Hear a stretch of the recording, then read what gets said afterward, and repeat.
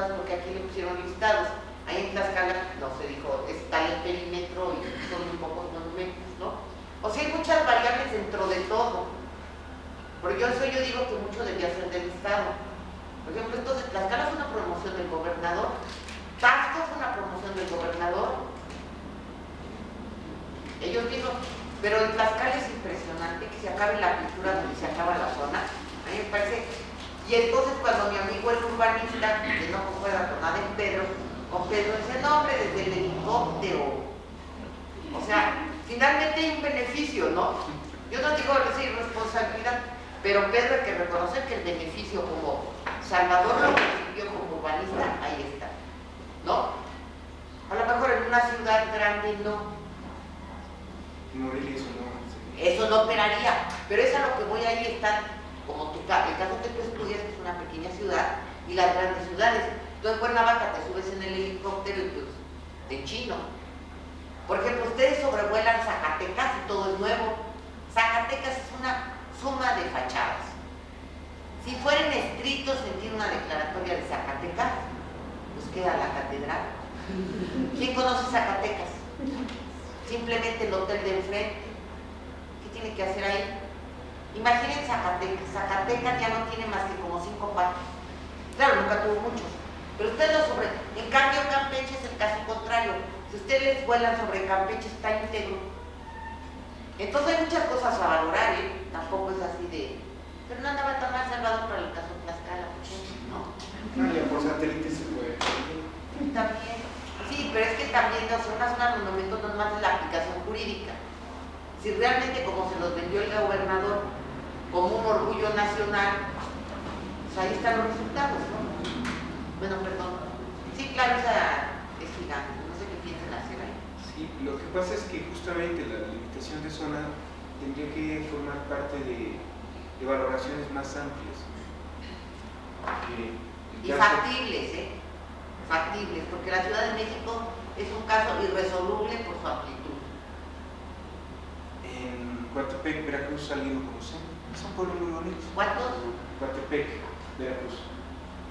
Se come un café, bueno, más bien se toma un café riquísimo y ahí hay 49 manzanas, 374 edificios y esto dentro de un perímetro de 1.8. También es una zona muy grande.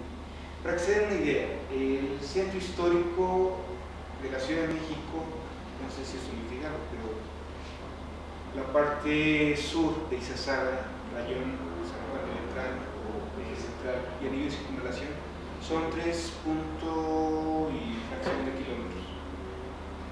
Es la zona A. De la zona A y el absurdo viene con la zona B, 9.1 kilómetros, en donde hay 15 edificios.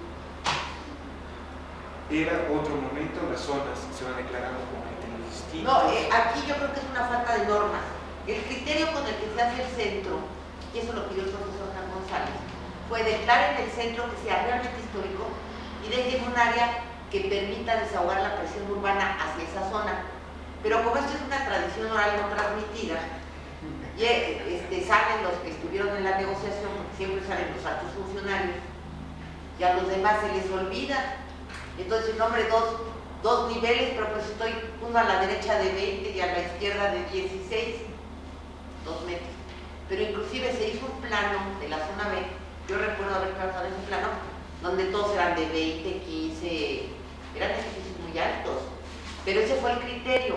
Pero como no se hace explícito en un reglamento, desaparece la tradición oral del INAH y viene a perjudicar a todo el mundo, porque si tú firmas 25 niveles, te sientes culpable, como 25 niveles en zona histórica, ¿no? Soy de lo peor. Pero realmente era el criterio, y ese es el problema de nunca aterrizar en aspectos técnicos, ¿no? Lo dejo ahí en intenciones, y la idea no era mala, o sea, yo no creo que las intenciones de nadie sean perversas. Bueno, de algunos sí, pero de pocos. Más yo creo en las buenas intenciones. Pero si no hay una norma que se pueda transmitir, pues el director que le toca declarar el centro histórico, pues en 6 años desaparece, ¿no? 2 para declararlo, 4 que lo ejecuta, todavía, como ese fue mi jefe, yo me acuerdo que eso me dijo, y todavía hay quería otro poco tiempo, pero se van perdiendo por falta de la norma técnica, no es un aspecto jurídico. Y yo me acuerdo perfecto que el doctor me dijo cómo era, se hizo rapidísimo la zona B, por una petición urbana del jefe del departamento, que previó que no iba a resistir la presión ahí. Entonces dijo, bueno, entonces yo te digo, sí estás en centro histórico, pero tienes estas normas. Bien, yo creo que ya por último podríamos considerar que la intención normativa, si fuera el caso de un esquema, sería llevar que se realizara una relación de A a B. Tenemos algo que empieza aquí y termina aquí. El problema de la norma en un extremo absolutamente coercitivo, o en el otro, vamos a suponer por consenso y construcción colectiva de la voluntad. Eso significa la necesidad de medios, la necesidad de instrumentos, la necesidad de motivaciones. Estas cosas abren una gama de posibilidades que para el caso de un reglamento de zona supone, de base a un conocimiento preciso de sus técnicos, una difusión explícita y necesaria para informar a la gente, no nada más en esta fórmula jurídica de que si sale publicada en el diario oficial ya la ignorancia de la ley no excluye su cumplimiento. Entonces, entre motivos, instrumentos, y aquí hay un problema que es generalmente financiero. Ese, a lo mejor lo tocamos un momento, pero plantear una solución a la comunidad es posible. En Tepozcolula, la motivación fundamental de la declaratoria de zona y la disposición de toda la población a que nosotros hiciéramos ese trabajo era justamente que ellos buscaban que a través de una de las capillas más importantes del estado, del país más bien, Tepozcolula, la capilla abierta, se convirtiera en un motivo para que la gente pudiera venir a visitarles. Y estoy hablando de hace 20 y tantos años. Entonces, nos pareció muy importante el que realmente ellos pudieran convocar a toda la comunidad a mantener el carácter histórico de la población en torno a esta gran construcción que era la capilla abierta. Y bueno, se valen estas gamas de posibilidades, son algo que ha ocurrido, no es nuevo, pero si hay un componente, el técnico, y es donde queremos encontrar la relación entre la relación congruente entre la intención del técnico respecto de la legislación. Yo creo que ahí lo tenemos.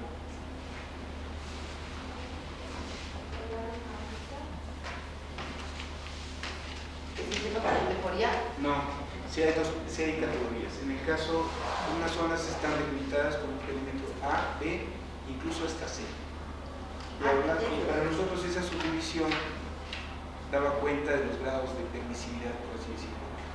En la A la exigencia era mayor y así. Y también, para el caso de los edificios, la electrificación para nosotros tenía un papel también de jerarquía y de importancia, y en los planos de identificación de inmuebles de la zona, así aparecen los zapatones más oscuros que se distinguen de nosotros. Pero eso dices técnico. A nivel teórico, el problema de que no se puede reglamentar no es tan sencillo, o sea, no más de que se ponga a trabajar con un restaurador. Hay dos criterios para declarar zonas, totalmente encontrados. Unos que son los importados de Europa, que dicen, no, pues es que es la zona de monumentos más su entorno. Entonces declaremos de la punta del cerro de allá y la punta del cerro de acá, que fue la propuesta de San Miguel de Allende, a la punta del cerro de acá y a la de acá. Eso está muy bien en los países europeos donde la tasa de crecimiento es inversa.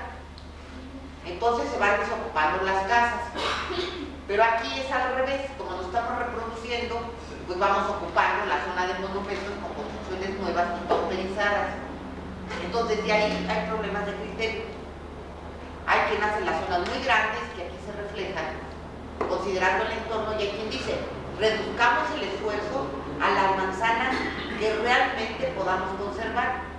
porque lo demás va a ser una permanente violación, porque la presión no es posible resistirla, o sea, es como crear criminales, ¿no? Están no creando criminales, porque al final todos van a ser criminales, porque nadie va a respetar eso.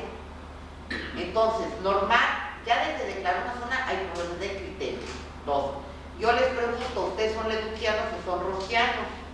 Y ahora normen, díganle a un leduciano que va a restaurar como Roski y a rosquiano que como Violet Leduc. O sea, lo que pasa es que tampoco hay un criterio uniforme. Entonces también la reglamentación tiene que ir a permitir que las corrientes vayan. Ahora, ¿se permiten los edificios modernos en centros históricos? Todos contestaron que sí. Yo les pregunto en Pascua a ver si lo dejarían.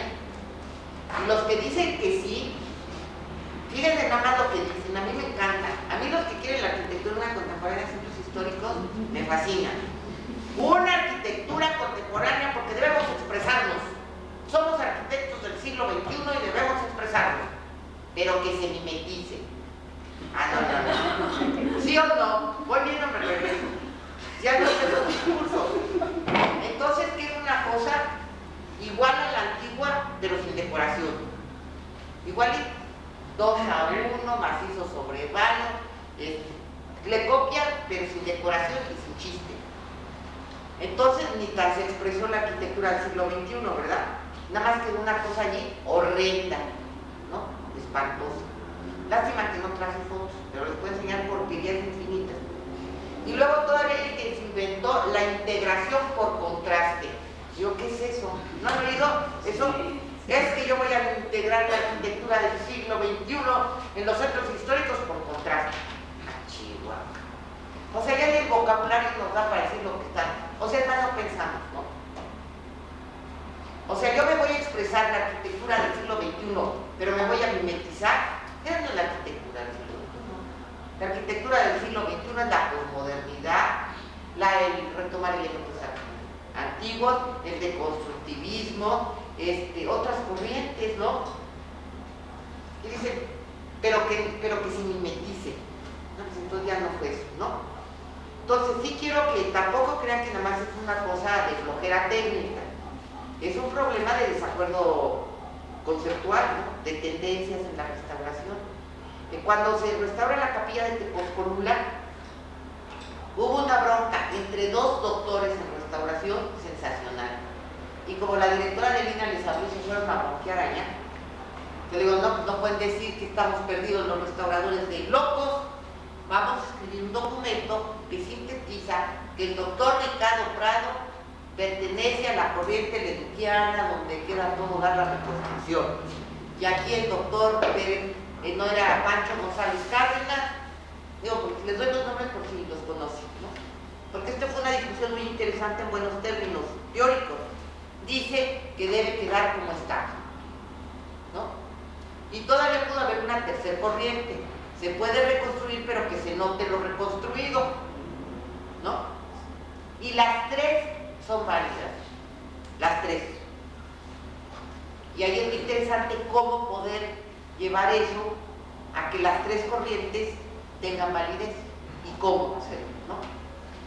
Sí, porque ya les dije que sí somos muy los restauradores, pero también hay un problema de acuerdos técnicos, de criterios, de tendencias, donde va también la parte ideológica, porque no nada más es un problema de que yo soy de Ruskin y yo soy de Violet Leduc, no, dentro de esas corrientes hay un concepto ideológico de izquierda y de derecha.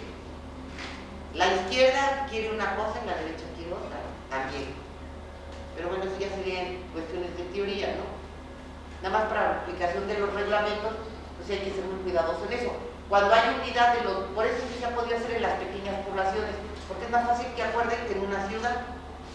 Ellos dicen que debemos cuidar la capilla, no piensan en hacer rascacielos, no piensan en inversiones del extranjero, no piensan en que Bill Gates va a hacer la sucursal de su oficina en la plaza.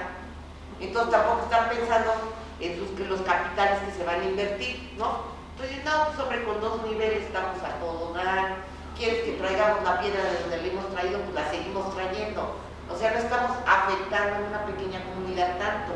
Por eso es que se logran los acuerdos más fácilmente, que sería tu caso, que irte a la Ciudad de México, donde todo el mundo está pensando que va a invertir y de a poco cuántos niveles quiere. Nadie quiere 2, ¿no? Entonces, todo ese problema es técnico, no es de leyes. Esperamos que por lo menos, es el único concepto que nos interesaba mucho, ¿verdad? Es que espero que quede claro, Bueno, a mí es el que me interesaba. No, sí, a mí era el que me interesaba. Eso sí lo logramos acordar. Por eso... Ese es el término que se ocupa, es plan. Y en el caso de la planificación, el término tiene también una razón histórica. Esta se crea con la Unión Soviética. El sistema de planeación soviético es único, nunca había ocurrido antes algo así. Y supuestamente esa es la... no supuestamente, históricamente surge como pensar para hacer. Y en el de mercado es plantear escenarios probables, tienen 2 pesos distintos.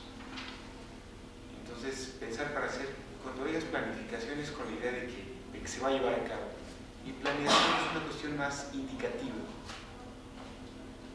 No sé si esté clara la diferencia.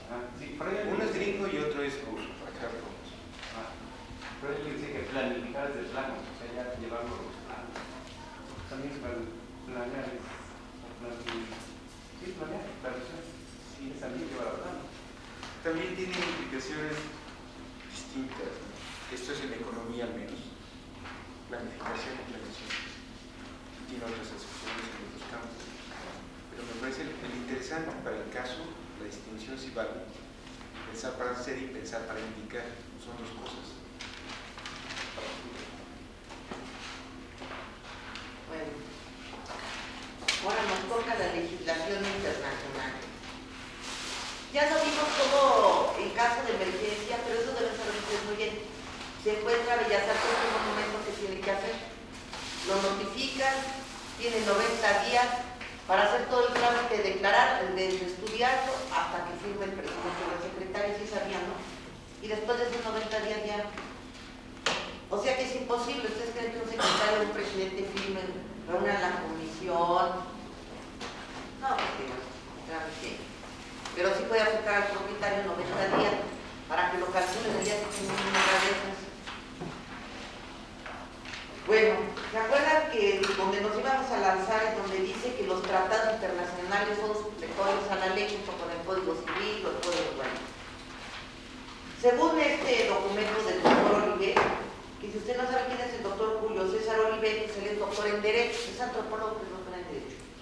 Y él hace la recopilación de estos libros.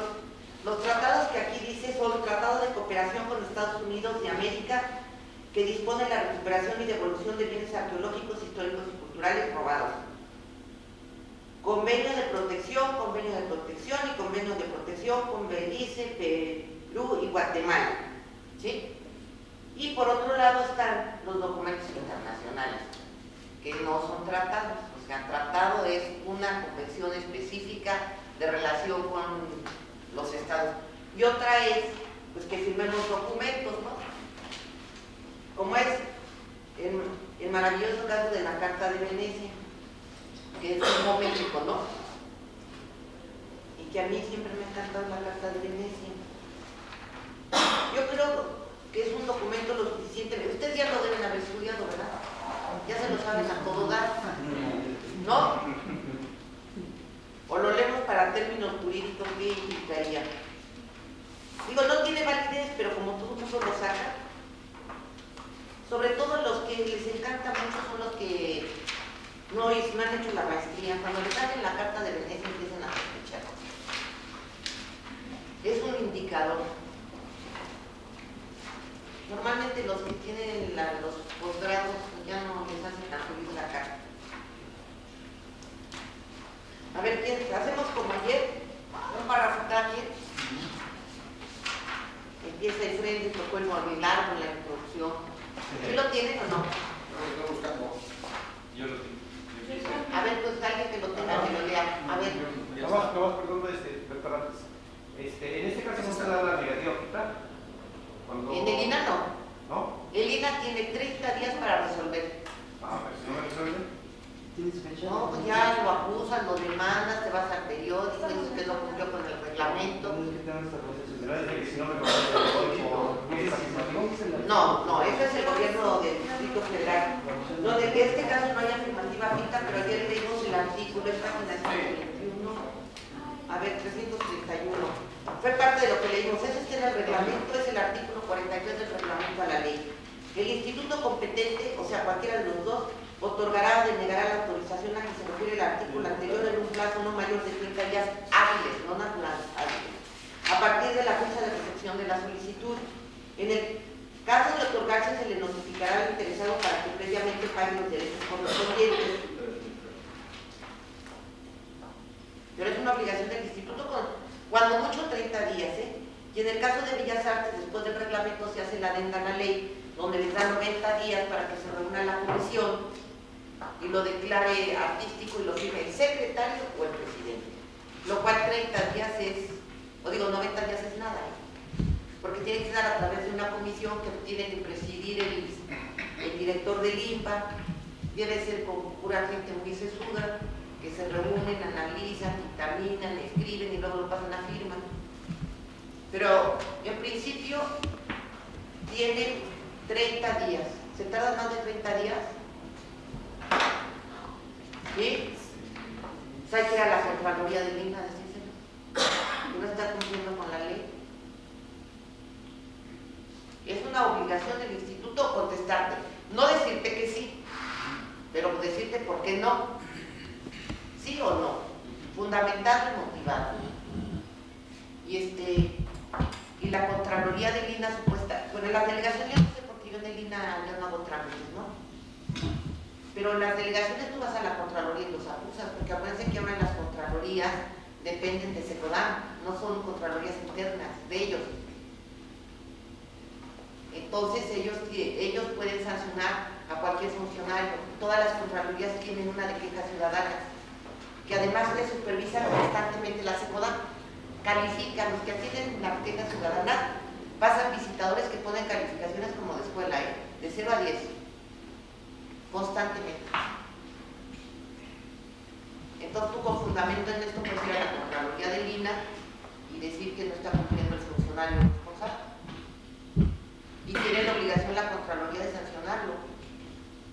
Claro, hay amonestación privada, amonestación pública, o sea, no todo es asesinato, pero sí los deben amonestar. ¿Con el artículo 1 La introducción. Piensen ahora estos documentos, porque estos nos sacan cuando hay licencias, también nos han fijado. Dicen, es que la Carta de Venecia dice, vamos a ver qué dice. Si yo fuera a sacar una licencia, ahora piénsenlo así, no como los humanos las considera como un patrimonio común y pensando en las generaciones futuras, se reconoce solidariamente responsable de su conservación. Es su deber transmitirlas con toda la riqueza de su autenticidad.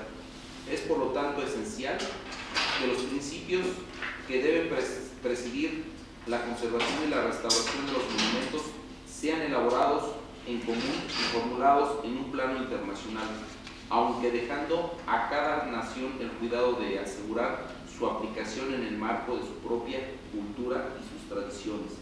Al dar una expresión inicial a estos principios fundamentales, la Carta de Atenas de 1931 ha contribuido al desarrollo de un amplio movimiento internacional que se ve traducido principalmente en varios documentos nacionales de la actividad del ICOM y de la UNESCO, y en la creación a través de esta última del Centro Internacional de Estudios para la Conservación y Restauración de los Bienes Culturales. La sensibilidad y el espíritu crítico se han dirigido hacia problemas cada vez más complejos y más ricos en matices, y ahora parece llegado el momento de volver a examinar los principios de Atenas a fin de profundizarlos y dotarlos de mayor alcance en un nuevo documento. En consecuencia, el segundo Congreso Internacional de Arquitectos y Técnicos de Monumentos Históricos reunidos en Venecia del 25 al 31 de mayo de 1964 ha aprobado el texto siguiente. Bueno, les queda claro que en términos de aplicación de una legislación es claro. Son principios internacionales que cada quien aplica como pueda y quiera. Ya desde ahí está complicado, ¿no? Así como para decirles que la Carta de Venecia dice. Aquí dice claramente en el párrafo ¿no? Es por lo tanto esencial que los principios de conservación y restauración sean elaborados en común y formulados en un plano internacional, dejando a cada nación el cuidado de asegurar su aplicación en el marco de su cultura y sus tradiciones. O sea... Pero eso se lleva a cabo, no pasa nada. No, desde luego que no. No, porque no es un tratado. ¿No? Entonces, esta es una carta de buenas intenciones, ¿no? Que firma México, la firma Flores Marín, fue el que firmó esto por parte de México. Artículo 1. La noción de monumento comprende la creación arquitectónica aislada, así como también el sitio urbano o rural que nos ofrece el testimonio de una civilización particular, de una fase representativa de la evolución o progreso o de un suceso histórico. Se refiere no solo a las grandes creaciones, sino igualmente a las obras maestras que han adquirido con el tiempo un significado cultural. No es maestras, modestas.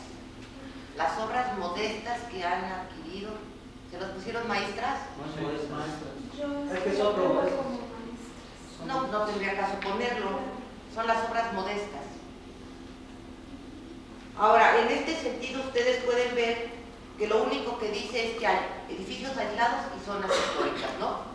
Que al aterrizar en esta nación adquieren un cuerpo jurídico en los artículos 35, 36 y 41 para el caso de los históricos, etc.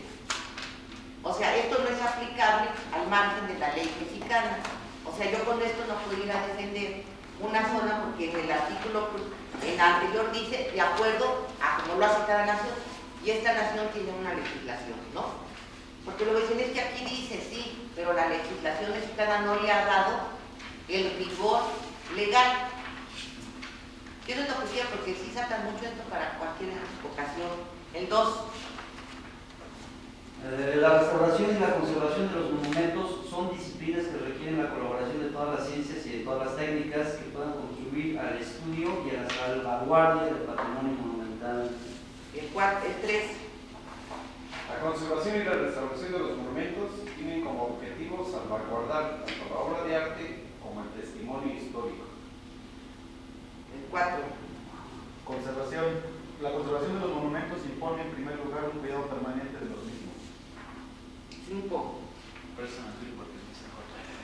Sí, están cortados. Cuidados parcialmente. La conservación de los monumentos se beneficia siempre con la dedicación de estos a una función útil a la sociedad.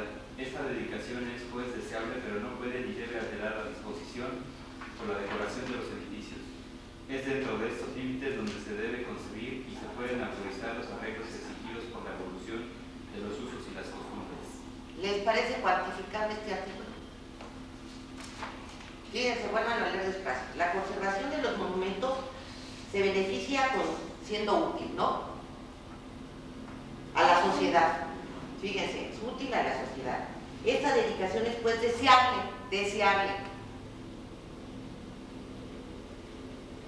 Que no pueda ni deba alterar la disposición o la decoración de los edificios. Deseable.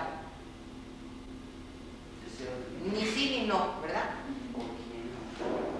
Digo, debe ser útil, pero sería bueno que no se maltrataran. Sería bueno. Bueno, sigan leyendo la carta del 6. La conservación de un monumento implica la de un marco a su escala. Cuando el entorno tradicional subsiste, este será conservado y toda construcción nueva, toda destrucción y todo arreglo que pudieran alterar las relaciones de los volúmenes y de los colores deben ser prohibidos. Ese está igualito en la ley, si ustedes lo recuerdan, ¿no? En el momento en que dice que toda construcción dentro de una zona debe obtener licencia o los colindantes a un monumento, se está cumpliendo el artículo 6.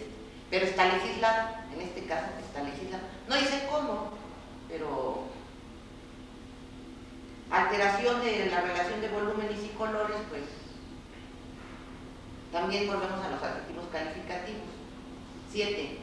Que en un documento internacional son válidos, ¿no? Porque son principios, son generalidades. El 7. El monumento es inseparable de la historia de la cual es testigo y también del medio en el que está situado. Por lo tanto, el desplazamiento de todo o parte de un monumento no puede ser tolerado, más que cuando la salvaguardia del mismo lo exija o bien cuando razones de un gran interés nacional o internacional lo justifiquen. O sea, no se debe mover, pero se pueden mover. Este sería el caso de Asuán, por ejemplo, de la casa de Asuán, que quitan el templo de Ahuizimbel. O sea, no se puede, pero sí se puede. El 8. Bueno, por ahí estaría justificado, ¿no? O sea, sí se justifica realmente. Claro, a lo que vamos ahora es que yo dije ayer que los técnicos somos muy burros, pero finalmente concluí que también es que ni sí ni no. Lo que pasa es que la restauración es social, no es matemática. Ahora ya vamos al otro. ¿No? Sí, sí, ni sí ni no. Ah, bueno, yo estoy convencida. Sí, falta mucho trabajo técnico, pero ese trabajo técnico presenta la problemática de que es una materia social.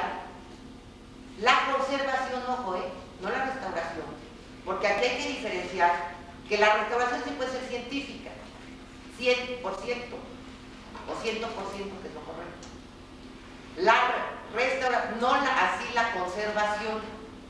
Nosotros hablamos aquí de conservar, no de restaurar. O sea, la restauración se puede decir, pesa tanto la losa, por lo tal esto más esto, y yo le puedo poner un rodapié de esto, le puedo poner tubos que hay en la cimentación, o sea, es más científico. Es más, porque es la obra, es lo concreto, es la intervención directa. Y los términos generales para conservar el patrimonio son los que dependen de las naciones, de las culturas, de las tendencias, de la ideología. Y en una carta internacional se refleja todo esto. Imagínense, aquí van todos, el Medio Oriente, Oriente, Europa, América y todos. Y esta tiene que servir para todos. De ahí que sí ni no. Por ejemplo, en la SUA se justifica porque iban a regar toda una zona de los nubios, ¿no? Entonces dicen, bueno, pues muevan el templo.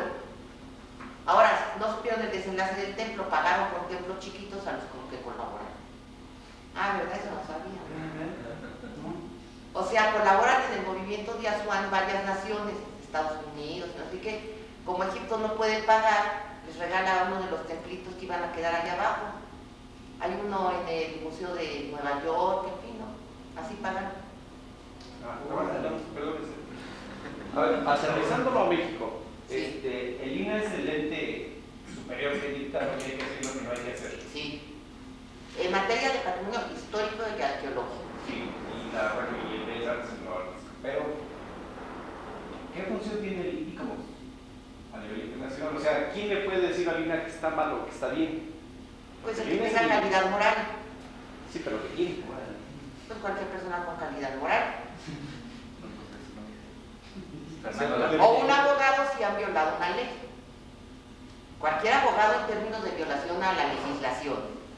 Si estamos hablando de sí y no, pero todo lo contrario, entonces cualquier persona con calidad moral. En términos jurídicos, cualquier abogado puede agarrar la ley y decirle, tu instituto no me contestaste en 30 días y de acuerdo al artículo fulano de tal, tú debiste hacerlo. Y si tú dices que ese es un monumento artístico, me lo fundamentas y me lo motivas para yo ampararme y te voy a demostrar que sí o que no. Cualquier abogado que sepa de esto, que hay muy pocos también, es otro problema. Me parece también importante subrayar un hecho. Los procedimientos de las instituciones deben estar fundamentados por leyes. En el caso, las acciones del INE, algunas están muy especificadas, sobre todo las cuestiones arqueológicas, son las que más explícitamente, incluso hay un reglamento del Consejo de Arqueología, la ley orgánica del INE habla de las funciones, en fin, hay distintos instrumentos de tipo jurídico que permiten ir precisando en qué se basan las acciones de esta institución. No es una voluntad cualquiera, no es de cualquier forma, hay procedimientos y se supone que esos procedimientos tienen que cumplirse. Por eso la respuesta que da Virginia en efecto es un abogado y un procedimiento que no se haya cumplido conforme a lo que tiene establecido y obligado la institución. También dijimos ayer que las instituciones tienen que actuar conforme a lo que está escrito, no conforme a lo que no está escrito. Esa es una de las implicaciones graves a la hora de establecer normas escritas. Si no está escrita la norma o no es lo suficientemente explícita, en lugar de ayudar, genera un efecto contrario. Justamente por la manera en que está planteado. Sí, o sea, lo que no está escrito, lo que no está prohibido está permitido. Exactamente. Ese es el principio, sí. Luego, ese es un caso de Morelia. Dieron una licencia pavorosa al Centro Regional de Morelia, muy mal dada. Entonces se haga un problema con el director general. Entonces, ¿cómo revocarla? No existe. No existe porque no hay una norma violada. O sea, mientras no haya una norma escrita, no existe la violación, aunque la ley esté mal, aunque la licencia estuvo muy mal dada. Fue un problemón en Morelia. El instituto no lo podía revocar. Podía reconocer que estuvo mal dada, digamos, a un nivel central, pero no había nada más que la concertación con el dueño. Que el dueño dijera, bueno, pues ya para no tener aquí a todo Morelia en la puerta de la casa, pues le quito. Porque no hay norma escrita. Esa es la gravedad de la falta de los elementos técnicos. Que si firma un director de un centro regional, firme lo que firme, va. A ver, el 8. Los elementos de escultura, pintura o decoración que forman parte integrante del monumento no pueden ser separados del mismo más que cuando esta medida sea la única capaz de asegurar su conservación. O sea, no, pero sí. Sí. Eso es lo que a mí siempre me ha gustado mucho de la Carta de Venecia, que todos los artículos son no, pero sí. Ahora, para mí la parte técnica consiste en decir, bueno, en el caso de las zonas arqueológicas, las pinturas murales expuestas pueden llevarse a un museo y ser sustituidas por réplicas. Las esculturas y su resistencia es de F.2H25 pueden permanecer, pero si varía ya no. Eso es lo que falta, ¿no? Seguir estudiando para poder concluir técnicamente cuándo sí y cuándo no. Porque todo vale, pero lo que no sabemos es técnicamente qué sí vale y qué no vale. ¿Sí? El 9. Pero aquí hay que correspondería al colegio de restauradores o al... Hacer una reglamentación. Le tocaría a Lina. Como no lo hace Ah, sí, Lina. claro. Todo ese es el trabajo que le falta a Lina. Todo ese trabajo debe ser del INE y del INBA, claro. Pero si no lo hace Lina, se puede, ¿no? El colegio de restauradores o el colegio de conservadores. Bueno, lo puedes hacer, pero ¿para qué te serviría? Tendrías que promoverlo para que se legalice tu propuesta y tenga un marco jurídico, porque si no tampoco. Es la carta del Colegio de Restauradores, o la carta de Licomos, o la carta... Porque la documentación internacional es así, ¿eh? Así. La carta de la Haya, la de Pátzcuaro, la del Castillo de Chapultepec, la de Perú, la de Guatemala. Por cartas no queda. Pero mientras un país, por lo menos en nuestro caso, no lo ponga en términos legales, son reconocidos. ¿Y cómo es internacional, no? No. Ahorita vamos a ver a dónde entra el ICOMOS internacional y qué papel. Juega un papel muy importante en el patrimonio de la humanidad. Pero eso no quiere decir que el ICOMOS pueda decidir. No, claro que no puede decidir. En México debería tener más peso el Colegio de Restauradores que el ICOMOS, porque sí es una instancia legal. Que legalmente, ustedes saben para qué sirve un colegio, ¿no? Es el que debe consultar el gobierno. Digo, eso no quiere decir que los consulten, ¿no? Pero sí existe el marco jurídico. Artículo 9 de restauración. La restauración es una operación que debe guardar un carácter excepcional. Tiene como fin conservar y revelar los valores estéticos e históricos del monumento y se fundamenta en el respeto hacia la sustancia antigua y los documentos auténticos. Se detiene ahí donde comienza la hipótesis. Más allá, todo complemento reconocido como indispensable por razones de tendencia arquitectónica llevará el sello o la marca de nuestro tiempo. La restauración estará siempre precedida y acompañada por un estudio arqueológico e histórico del monumento. O sea, no se puede complementar, pero mejor sí, ¿no? O sea, Depende. depende de la... No, y fíjense de qué depende de la sustancia histórica. Yo hasta la fecha no sé qué es eso. O sea, hay aquí cosas que yo no sé qué son. Revelar los valores estéticos e históricos del monumento, respetando la sustancia antigua, no sé qué es eso. ¿Alguien sabe? ¿Verdad que está duro? Está duro. Esta carta parece sencilla, pero está muy complicada. A ver, 10. Cuando las técnicas tradicionales se revelan inadecuadas, la consolidación de un monumento puede asegurarse apelando a las más modernas técnicas de conservación y de construcción cuya eficacia haya sido demostrada por datos científicos y garantizada por la experiencia. ¿Qué les parece si no? Pero sí. O sea, sí. Ahora, inadecuadas porque por situaciones económicas, inadecuadas, ¿por qué? Paquimeca daño se hace. Cuando una técnica tradicional se vuelve inadecuada, no hubiera trascendido la historia, ¿verdad?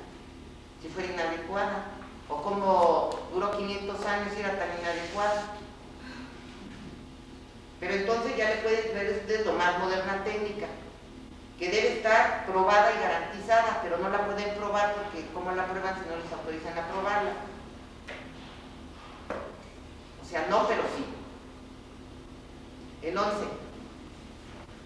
Las aportaciones válidas de todas las épocas en la edificación de un monumento deben respetarse, ya que la unidad de estilo no es un fin por alcanzar en el curso de una restauración. Cuando un edificio posea varias etapas de construcción superpuestas, la liberación de una de estas partes subyacentes no se justifica más que excepcionalmente y a condición de que los elementos eliminados ofrezcan menos que poco interés. Que la composición traída a la luz constituya un testimonio de alto valor histórico, arqueológico o estético y que su estado de conservación sea considerado suficiente. El juicio sobre el valor de los elementos involucrados y la decisión sobre las eliminaciones por realizar no pueden depender tan solo del autor del proyecto. Otra vez no, pero sí, ¿verdad? Este artículo es maravilloso, mire, las aportaciones de todas las épocas. Entonces no hay que hacer liberaciones en los monumentos, ¿o sí? Pues son aportaciones de todas las épocas, ¿no? Entonces ya la liberación la pueden quitar, o sea, cuando se encuentra un monumento no le quitan nada, lo pintan. Esa posición la vivimos en la realidad. El arquitecto Nahuam, apoyado justamente en esa idea, organizó con un conjunto de vecinos la defensa de los agregados. Entonces llegaron así pancartas que pues, fuera del convento de Churubusco pues, no tenían sentido. ¿Qué es eso de fuera de los agregados? Pues estos vecinos llegaron con sendas pancartas así. Respeto a los agregados. Y lo que ocurría es que en ese momento Renovación Habitacional Popular no estaba muy claro de qué iba a hacer con las vecindades y con edificios que estaban deteriorados, considerados como monumentos históricos. Y entonces en ese momento al arquitecto le pareció una fabulosa idea apoyar la iniciativa de todos los vecinos. Ellos muy claros querían conservar los baños y las cocinas que habían hecho, querían mantener su lugar y el espacio que ya habían vivido desde antes. Entonces eso estaba atrás de respeto a los agregados, y el argumento que usó el arquitecto para solicitar eso estaba apoyado en las aportaciones de distintas épocas. Y era esta noción que luego tuvimos que platicar con él y fue muy simpática la reunión. Virginia nos puede contar más de esto, pero le sacan el segundo párrafo. O sea, ahí mismo, punto y seguido, ¿qué dice? Cuando un edificio posea varias etapas, la liberación de una de estas partes subyacentes se justifica, ¿no? Excepcionalmente. Entonces, ¿qué? También se puede, ¿no? Y lo que ocurrió fue realmente haber retirado cocinas, baños, haber ubicado a un grupo de familias en otro predio, los que estuvieron por tener casa nueva. Se produjo un reacomodo al interior de ese grupo de vecinos y de los resultados más emocionantes que había. Incluso tiene un mural pintado ahí en el cubo de la vecindad que da cuenta de este hecho. Y lo pueden ver, está en Isabel la Católica 101. ¿101? Entonces, este me parece que es un referente muy claro respecto a los famosos agregados. Yo creo que falta un poco el sentido común, pero el sentido común también es un término muy ambiguo. Apelar a alguno de los usos de los objetos me parece que también es muy riesgoso. Entonces, aquí creo que está un grave problema de la ambigüedad en los términos del uso de los objetos. No se restaura ni se conserva para los fines siempre, es lo que yo creo. A mí me parece que ciertos objetos deben de mantener un estatus estrictamente científico, absolutamente puntilloso y cuidadoso. Está muy claro, o por lo menos para mí, el permitir esto a los objetos arqueológicos. Pero en monumentos históricos yo no aplicaría un criterio así de puntilloso y así de exigente en todos los edificios. Entonces yo pensaría que hay algunos en los que les podemos hacer algo, por ejemplo, como para seguirlos usando. Pero marcar los límites es muy difícil, así como una norma general, a menos que se reconozca que hay una clasificación de los edificios, pero acaba con este principio, que los trata de incluir a todos. Entonces, unos pueden ser objetos que se restauran para servir cuestiones históricas, científicas y demás, otros para seguirlos usando común y corriente, y otros para ser visitados por todos como cosas ejemplares y únicas en sí. Como que había que jugar en una gradación de usos. Para mí ese es el que creo que debería el sentido, uno de los sentidos en la restauración. Y no está claro, los márgenes lo vamos a ver con los carros, no es muy fácil ponerle límites a los asuntos. Ahora, todo este tipo de cosas yo les diría como en mi mente resuelto el artículo 11, en mi mente, ¿no?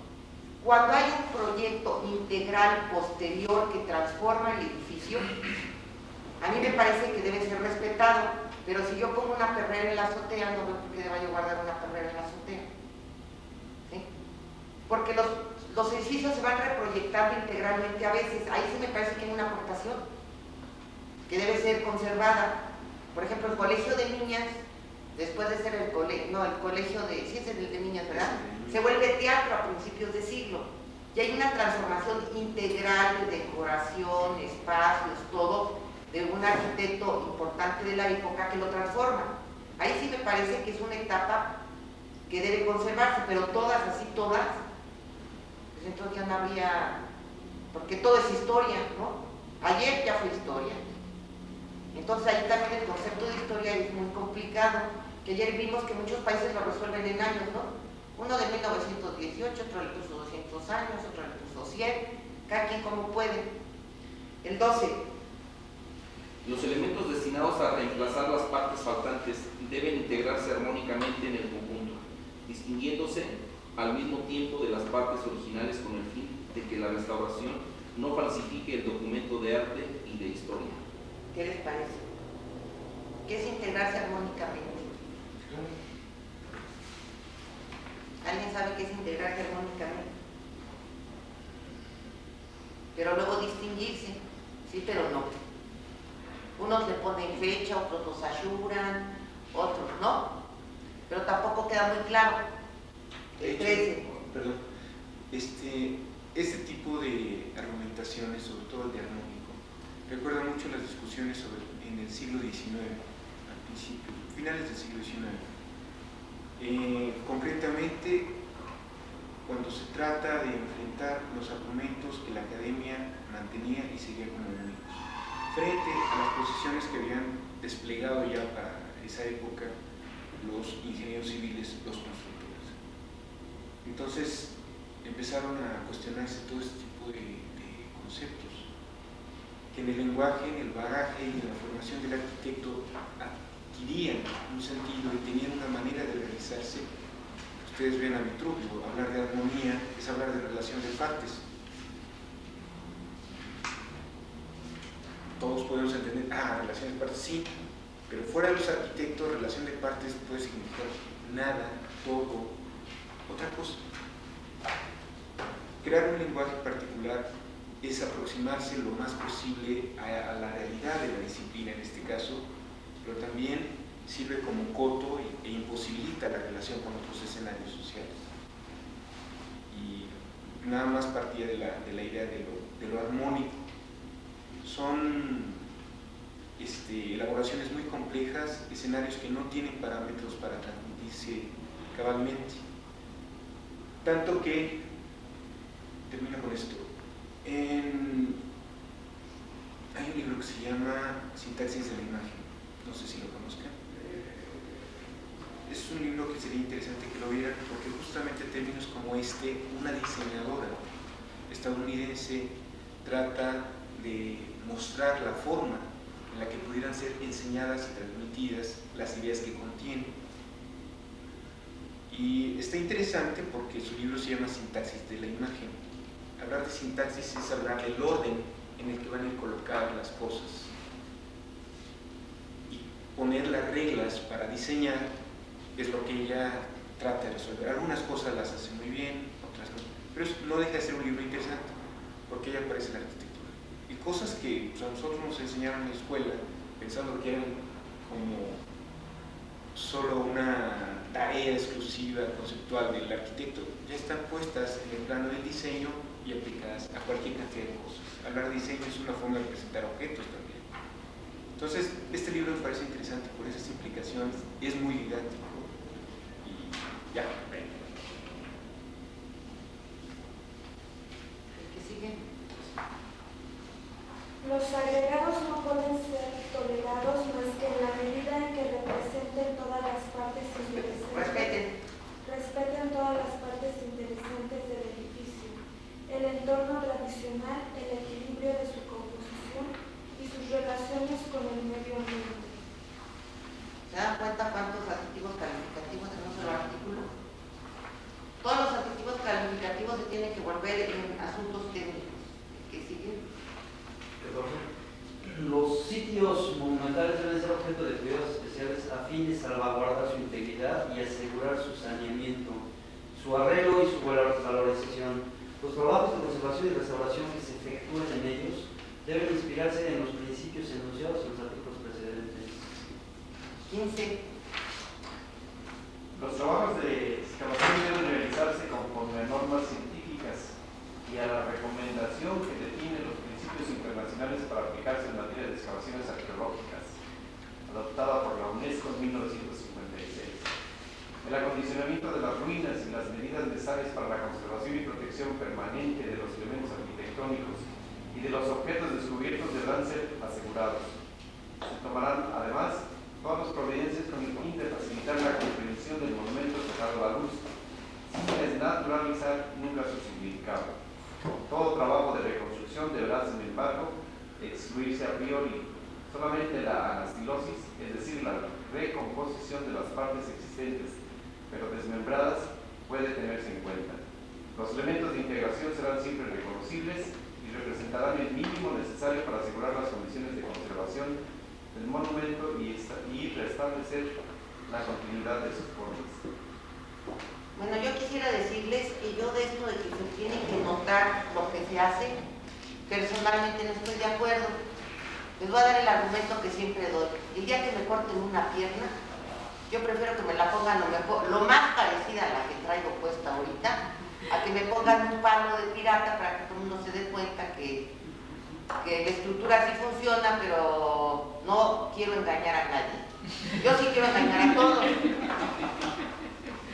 Ahí se los dejo de tarea. El 16. Los trabajos de conservación, de restauración y de excavación estarán siempre acompañados por una documentación precisa constituida por informes y reportes analíticos y críticas ilustradas por dibujos y fotografías.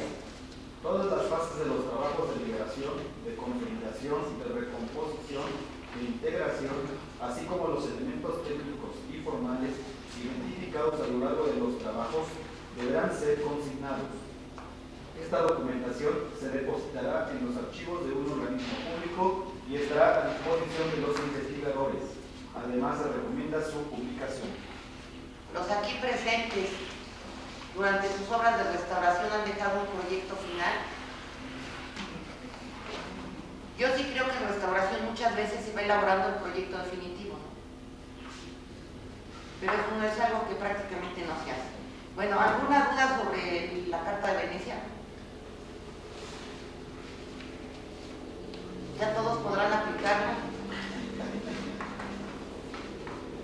Me gustaría comentar que la naturaleza de este tipo de documentos internacionales, como tiene que unir la más diversa cantidad de protagonistas, esto hace que las normas no puedan ser aterrizadas, materializadas, operadas de manera muy sencilla. Como decía Virginia, hay un principio de aplicación que cada pueblo hace de estas disposiciones normativas. Creo que lo que hacen, aun cuando son cuestiones generales, ponen como los parámetros el tema que les importa tratar y cuáles serían los límites virtuales, hasta dónde podría llegar en un extremo y hasta dónde en el otro. Creo que son situaciones, más bien, presenta temas de interés con límites virtuales. Creo que esa sería una definición. Y por eso tendríamos que tomarlas con esas limitaciones. Sí nos dicen los temas importantes, pero los límites son virtuales. Miren, yo les quisiera dar un ejemplo de Japón. No sé quiénes de aquí hayan ido a Japón, pero de repente lo paran a uno frente a una casa de varitas y le dicen tiene 4,000 años. Es original. Chihuahua. Esta madera con varitas dio para 4,000 años. Como ellos tienen materiales deleznables, altamente degradables, entonces ellos tienen reglas. Cada 25 años pueden cambiar un 10% o cada, ya no recuerdo los datos, pero cada X número de años van sustituyendo por partes idénticas, ¿no? Y ellos consideran que su monumento es original. ¿Por qué? Porque han ido sustituyéndolo y no pueden sustituirlo de un día para otro, llevando un proceso de sustitución permanente del material, cosa que a lo mejor en los países de Occidente no es necesario porque la piedra dura bastante, ¿no? Entonces nada más se la junta. Es ahí donde no es posible una aplicación igual en todos los países, ¿no? Si los japoneses aplicaran lo que nosotros creemos, pues ya no les quedaría nada. Todo es de madera, ¿no? Por ejemplo, los techos de los países nórdicos son de paja, entonces también la sustituyen. Los vikingos tenían paja en los techos. Bueno, ahora vamos a encontrar al Icomos que tanto persigue. Te trae muy atormentado, piensas meterte al Icomos para controlarlo. ¿Cuál es tu intención? Sí, no, formal ya es parte de él. Allá eres parte del Icomos. No, formal. Bueno, entonces, ustedes han oído hablar del patrimonio de la humanidad. Saben que nosotros permanentemente insistimos en que nos inscriban sitios en el patrimonio de la humanidad. Bueno, les voy a dar la dirección de la UNESCO. Es unesco.org. Ahí van a encontrar todo sobre el patrimonio de la humanidad. UNESCO.org. UNESCO.org, organización. ORG. Hay hasta en español. O sea, el que no sepa inglés, que aquí supone que todos hablan otro idioma, supongo, pero el que no habla inglés, viene en francés, en español, en varios idiomas. Y ahí viene todo lo que es el patrimonio de la humanidad, cómo se hizo, quién interviene, y los 620 países, lugares aproximadamente sensacionales. Traen fotos, historia, planito. O sea, un domingo métanse y van a ver qué delicia. Pueden programar sus viajes, a dónde ir, que aquí en Borobudur hicieron quién sabe qué, Yasuán, se la pasan padre, ¿no? Son 620 lugares. Pero vamos a ver cuál es la Convención del Patrimonio. Se llama Convención para la Protección del Patrimonio Mundial, Cultural y Natural. Yo pensé que había escogido los artículos, pero no, está muy largo y si no, no nos va a dar tiempo. Se los voy a decir en términos generales. Aquí está la Convención, pero yo pensé que la había subrayado. En términos generales se crea este organismo para la protección del patrimonio internacional. Pero no. Es que lo leí para no leerles todo. Lo marqué yo ya no me puedo. Está en tu libro. En el libro de ¿En qué libro? Traigo más libros. Es que traté de seleccionarlo, ¿no? Porque no nos da tiempo de tanta cosa. La Carta de Venecia, porque es chiquita. Tiene un grito acá adelante. Siempre he estado malita, ¿eh? No crean que me ha agarrado por los años Dice, Convención para la Protección del Patrimonio Mundial, Cultural y Natural, 1972. O sea, es de la misma época de la ley. Y si ustedes ven la carta de esta, por ejemplo, la de Venecia corresponde a la ley del 34, ¿no? Es de los años 30. Esta convención es de la época de los 70. Parte de las consideraciones se las voy a leer, son muchas. Dice, considerando que ciertos bienes del patrimonio cultural y natural presentan un interés excepcional que exige se conserven como elementos del patrimonio mundial de la humanidad entera. ¿Se acuerdan que estaba en la ley del 14? Nosotros ya considerábamos nuestro patrimonio de interés mundial, ¿o ya se les olvidó? Bueno, no se les olvide. A que vean para qué.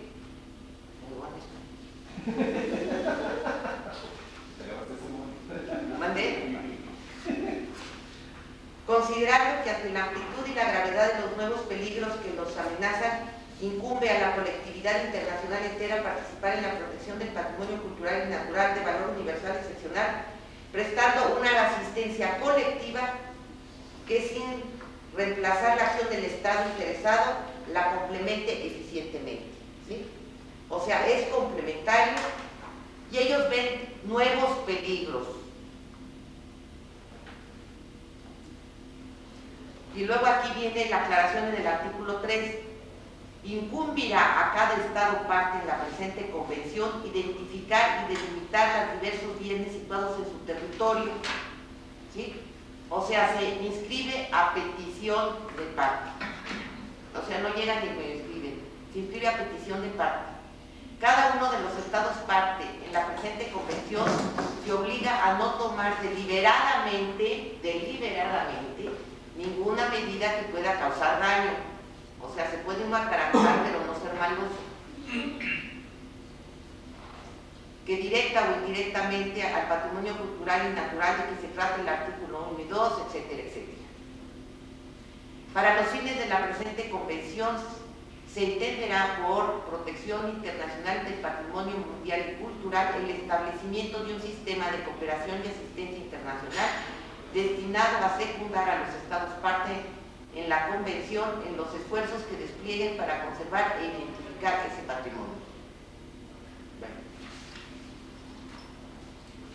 Cada Estado parte en la presente Convención presentará al Comité del Patrimonio Mundial, en la medida de lo posible, un inventario de los bienes del patrimonio cultural y natural situado en su territorio y aptos para ser incluido en la lista del patrimonio mundial. Este inventario, que no se considera exhaustivo, habrá de contener documentación sobre el lugar en que estén situados los bienes y sobre el interés que representan. O sea, cuando alguien hace una promoción tiene que presentarse un expediente. A la base de los inventarios será preciso el consentimiento del Estado interesado para inscribir un bien en la lista del patrimonio mundial. La inscripción de un bien situado en territorio que sea objeto de reivindicaciones y soberanías o de jurisdicción por varias partes, entiéndase el caso de Jerusalén, por ejemplo, de varios estados, no prejuzgará nada sobre el derecho de las partes en el litigio. Ahora, ¿quién conforma el...? En este caso, cuando hay problemas, se presentan las solicitudes, ¿no? Dice, yo requiero de ayuda. Ya no se los van a leer porque está muy aburrido. Entonces, les dan, dicen, a ver, empiezan por las catástrofes, por los que están en mayor riesgo, y luego ayudan. Pero si ustedes creen que les van a dar dinero, están equivocados, ayudan en especie. Mandan especialistas de a $10,000 mensuales, mandan consultores de a 7,000. O sea, toda esa fantasía que todo el mundo tiene que se me inscribe, le van a mandar un montón de dinero, no. Le mandan especialistas y ellos mantienen una burocracia internacional que le ayuda a pensar a los Estados miembros. Dice, no, miembros, no has pensado en esto. O sea, no existe tal. Y forma parte de esto el Consejo de Roma y el ICOMOS.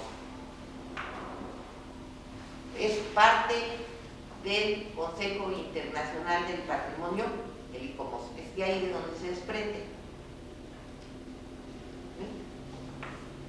que hace congresos internacionales y todos, bueno, tienen una razón moral y en cierto modo participan en la UNESCO. Una pregunta, entonces los edificios a los que se les da prioridad es a los que están en riesgo de... Los que tienen catástrofes, por aquí dice. Les voy a leer esto.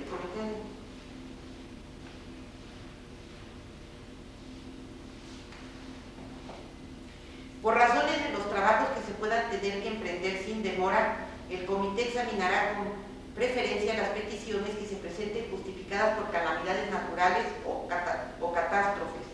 El comité dispondrá para ese caso de un fondo de reserva. Antes de tomar una decisión, el comité efectuará los estudios o las consultas que estime necesarias. O sea, tampoco crean que estos procedimientos son rápidos. Si el INAH se tarda, no, pues estos los rebasan, ¿no? Son burocracias internacionales, se reúnen una vez al año, luego otra vez al siguiente año. Dice, la asistencia del Comité del Patrimonio Mundial, fíjense, podrá tomar la siguiente forma. Ah, pero ustedes al inscribir su patrimonio pagan cuotas, ¿eh? No crean que es de gorra, se paga una cuota y con esas cuotas la revierten, ¿eh? Primero, estudios sobre los problemas artísticos, científicos y técnicos que plantean la protección, la conservación, la revalorización y la rehabilitación del patrimonio cultural y natural. Servicios de expertos, de técnicos y de mano de obra calificada. 3. Formación de especialistas de todos los niveles. 4. Suministro de equipo que el Estado interesado no posea. El siguiente, préstamos a intereses reducidos sin intereses o reintegrables a largo plazo. Concesión en casos excepcionales de subvenciones no reintegrables. Pero pues supongo que se los hagan a los ya muy pobres, ¿no? A nosotros no. El Comité del Patrimonio Mundial podrá también prestar asistencia internacional a centros nacionales o regionales de formación de especialistas.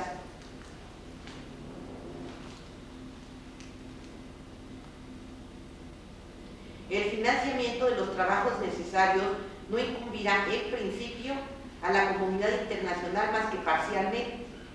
La participación del Estado que recibe la asistencia internacional habrá de constituir una parte cuantiosa de la aportación de cada programa o proyecto. O sea que esa fantasía de que me inscribimos para que nos dé, no, me inscribimos para pagar, señores. Nosotros pagamos por que nos tengan en el internet. Y hay mucho interés por parte de algunos países en llevar las cosas. Sí sirve de alguna manera estar en el patrimonio mundial para efectos de turismo, ¿no? Pero también a los burócratas les encanta llevar los casos que vamos a Nairobi, que vete para París, pero vamos a La Haya, ¿no? O sea, que hay un interés por parte de las burocracias internacionales de participar en esto.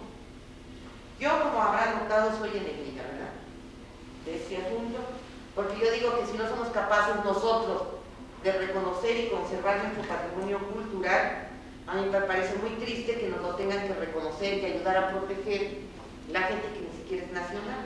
Por eso es un punto de vista muy personal, ¿no? De todos modos, esta carta ahí la encuentran. Ahí va, les puedo dejar la copia, ¿les interesa? Para que la saquen y la lean despacio. A mí me gustaría agregar que esto, a mí tampoco me gusta mucho la idea. Me recuerda el episodio de Juárez, cuando establece la terminación, no es con Juárez, la terminación de los títulos nobiliarios, cuando se funda esta nación mexicana. Y creo que esta tarea de andar buscando que le digan a ciertos lugares de nuestro país que son patrimonio de la humanidad es exactamente, en términos simbólicos, como un título nobiliario para presentarse, para promoverse, para convocar con un solo nombre a un interés.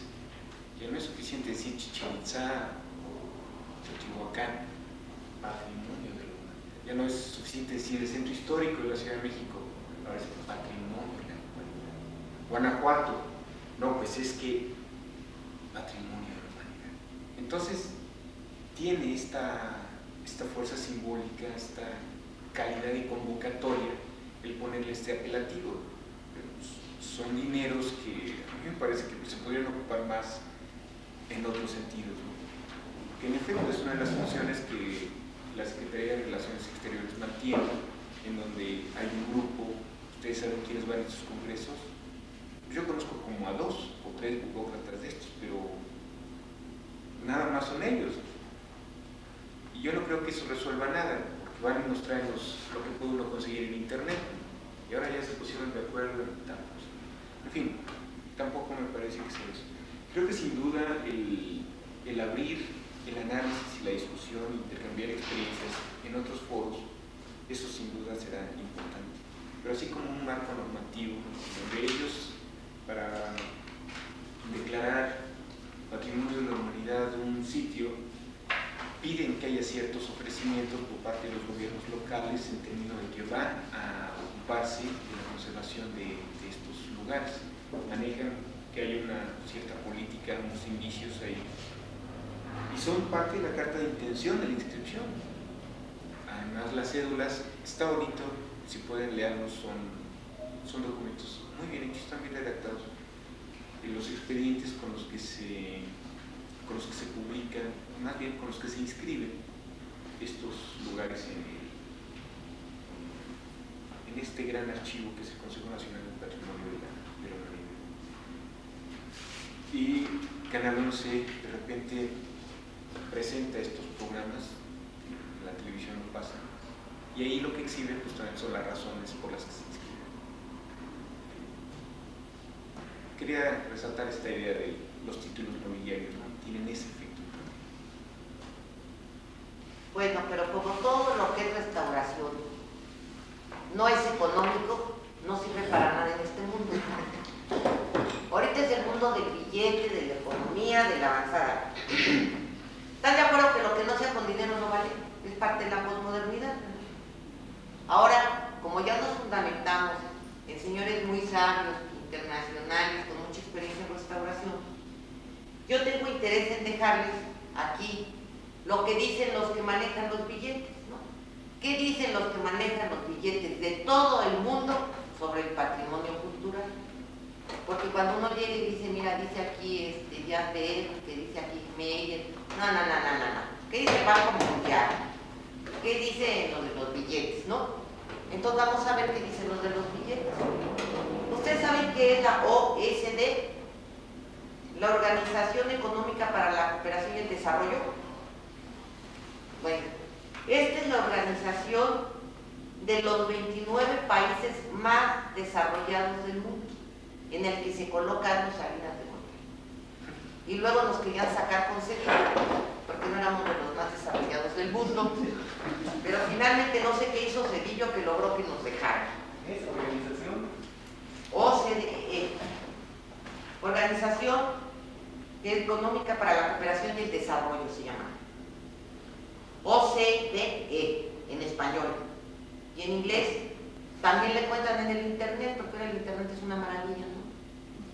En inglés es OECD @ Organización Económica para el Desarrollo. Sí, Organization for Economic Cooperation and Development.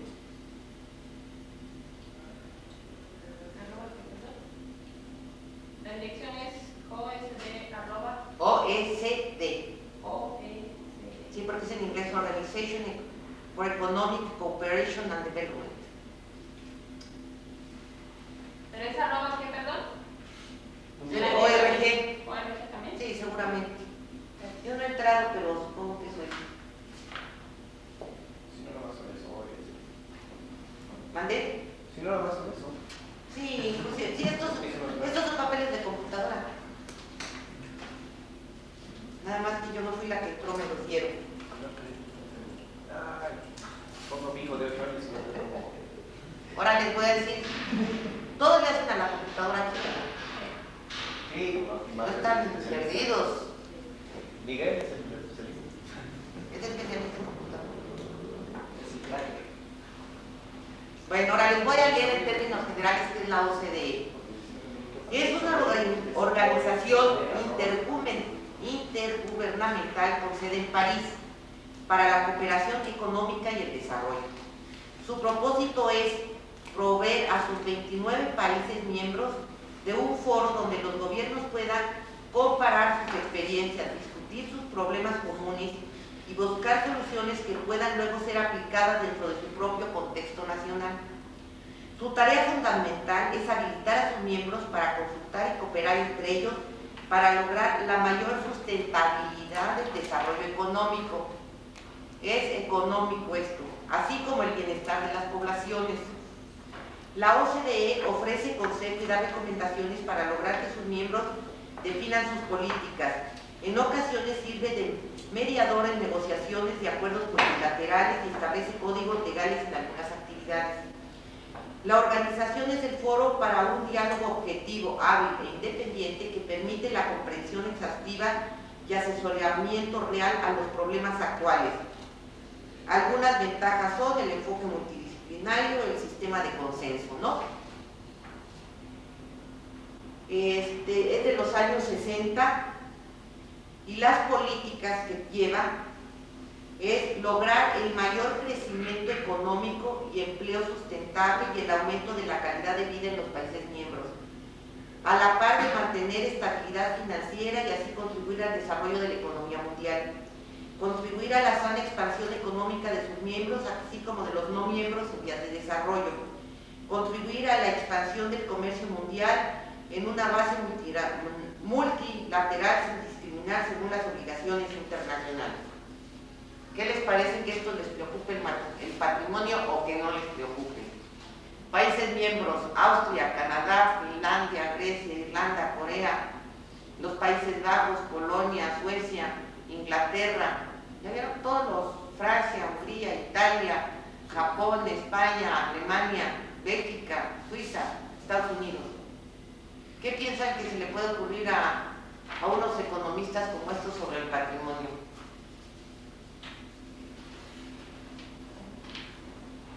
Comercializarlo. ¿Mande? Comercializarlo. ¿Sí? A ver, si ustedes fueran la OCDE, ¿cuáles serían sus recomendaciones? ¿Como arquitectos o como economistas? No, tú estás en la OCDE, ya andas viendo el bien del mundo y el billete. Promoción turística. ¿Mande? Promoción turística. Promoción turística. ¿Qué otra cosa se les ocurre? ¿Qué harían ustedes? Recursos para su conservación. ¿No lo tirarían? No, hay que conservarlo, pero sacarle provecho. Bueno, ¿serías un moderado de la OCDE? Sí, Fernando Bueno. sí. ¿Mande? Fernando sí. Sería. Bueno, yo quiero decirles que estos de la OCDE se dedican a estudios muy en serio, pero económicos, y tienen publicado nuevas iniciativas para problemas antiguos, rehabilitación de las zonas históricas. Y han hecho varios estudios en varios países y el resultado después de los... Bueno, ahí están los estudios también, ¿no? Pero se los voy a sintetizar. El estudio que llevaron a cabo por el Grupo de Asuntos Urbanos de la organización, producto de 3 años de trabajo y resultado del análisis de 20 casos, dedica el primer inciso del 4º capítulo a la rehabilitación de las áreas urbanas, pues es este libro, en donde con toda claridad indica que los planes deben tener como base primordial, fíjense, los planes económicos, como base primordial, el respeto de la estructura urbana existente. Nada de que si tiramos y hacemos un edificio grandotote y ampliamos la calle, pues fíjense que a los del billete dicen que hay que conservar la estructura urbana. Dejar que sea el patrimonio histórico el que determine la elección de la función. Asegurar la unidad arquitectónica y tomar la calidad de vida en el medio urbano como unidad de medida del desarrollo y la planificación. ¿Qué les parece? También considera que la conservación del patrimonio es consubstancial a la calidad de vida. Esa es la liga más moderna con el patrimonio. Calidad de vida, conservación del patrimonio. Y la economía va hacia la calidad de vida, ¿no? Y que la economía de mercado a largo plazo solo puede funcionar con eficiencia cuando ésta es considerada como una demanda que requiere de crecimiento sostenido. ¿Se dan cuenta? Esta organización de los billetudos dice que parte de la calidad de vida del hombre es el patrimonio, y si se quiere un desarrollo sustentable debe permanecer, no debe destruirse. ¿Se lo imaginaban? ¿Verdad que no? Para que vean que somos, vamos a la vanguardia. Ahora vamos a ver qué dice el Banco Mundial. ¿Qué pensarían del Banco Mundial? ¿Saben qué es el Banco Mundial? Sí, que nos preste para conservar. Acaban en la OCDE. Bueno, el Banco Mundial es una organización que desde los años 40 se hace inicialmente para la reconstrucción de Europa y luego se queda para apoyo de los países no desarrollados, ¿no? No muy desarrollados, hace préstamos, etc. La palabra banco ayuda a entender. ¿Qué diría un banco del patrimonio? Si ustedes fueran banqueros, ¿qué dirían? ¿No es rentable? ¿Fuera? ¿Fuera? No, bueno, es que luego les achacamos, fíjense, yo creo que tenemos más apoyo de quienes pensamos que no apoyan el patrimonio, porque uno tiene la fantasía de que los banqueros y los economistas quieren acabar con el patrimonio, ¿no? Eso nos vende, y realmente el enemigo yo creo que está más en casa. Si ustedes fueran banqueros, ¿qué opinarían del patrimonio? ¿Se les ocurre? Les voy a leer un pedazo de una transcripción de los documentos del Banco Mundial para préstamos. Dice, mundialmente los bienes culturales han sido rápida, irreversible e innecesariamente depauperados por el acelerado crecimiento de la población y una pobre planeación del desarrollo económico. ¿Sí? ¿Se dan cuenta que vuelve otra vez a que la calidad de vida implica la conservación del patrimonio? La degradación en el modo de vida implica la destrucción del patrimonio de las naciones. A pesar que la conservación de estos bienes no puede ser la prioridad en todos los casos, gran parte de su destrucción cotidiana es innecesaria, pues los planes para los nuevos desarrollos frecuentemente avanzan al grado de no tener retorno antes de que el patrimonio sea considerado. O sea, un problema actual, el avance de los desarrollos urbanos, de repente dicen, híjole, pues ahí había una pirámide, y ya no se puede hacer más. Muchos gobiernos y desarrolladores todavía no prevén la pérdida de la herencia cultural por varias concepciones erróneas. Sin embargo, el desarrollo económico debe preservar y estimular el estudio de los bienes culturales, por 5 razones principales. Primera, la destrucción de un sitio es irreversible. La reserva de sitios que comprende el patrimonio cultural de un país es única y no renovable. Una vez destruido o profanados los sitios, no pueden ser reemplazados. Su valor y la información que contienen está perdida para siempre, y su pérdida o degradación representa no solo la disminución del patrimonio nacional, sino también una pérdida para la humanidad.